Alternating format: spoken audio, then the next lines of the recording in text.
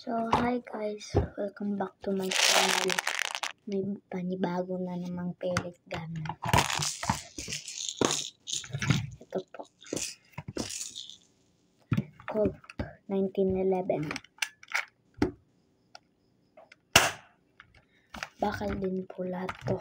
Kaya po ito sa bakal.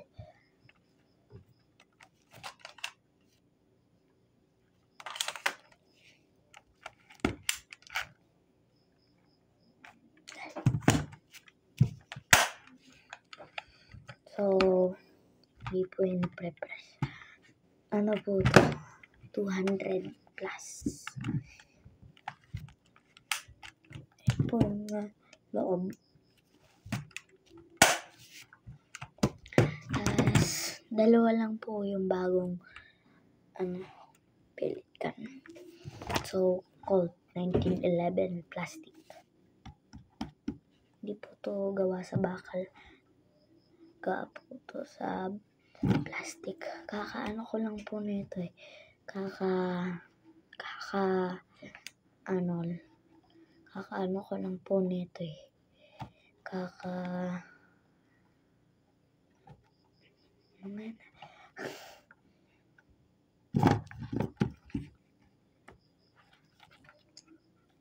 Pinagawa ko po to eh. May bumara kasi po eh. Ito po yung mags. Di lang po siya. Sira lang po yung inaano dito. Yung inaano po dito. Sira po yung inaano dyan. Inilalak. Kaya ganun po. Hindi pa po yun napapaayos kasi kakaano ko lang po neto eh. Tapos yung spring, nalimutan ko sa loob. So, test. Hindi po napapakita yung loob. Pero, ito po yung barrel.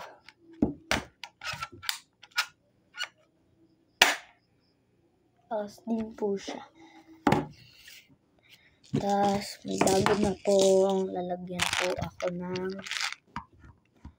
pellet na bala. Dito po.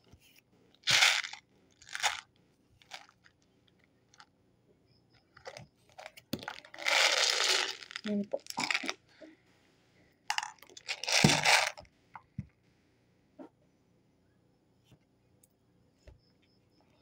So, yan lang po.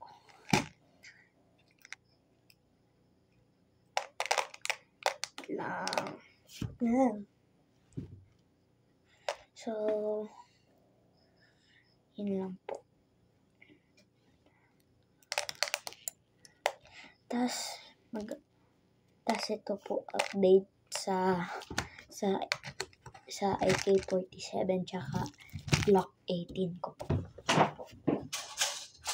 Hindi ko po siya nalalagyan ng tali.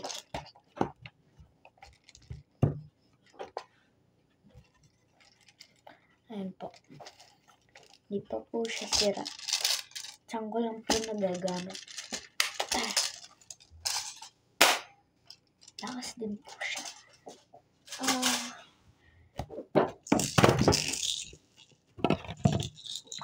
Ito po. Yan po.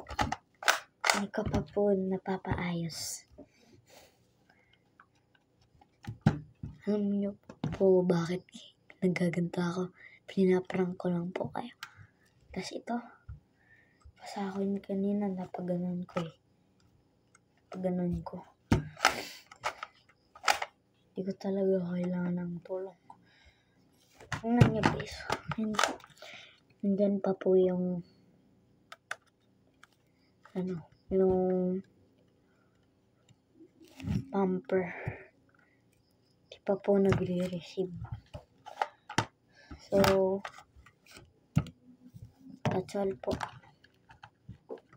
So, yun lang po. Bye-bye.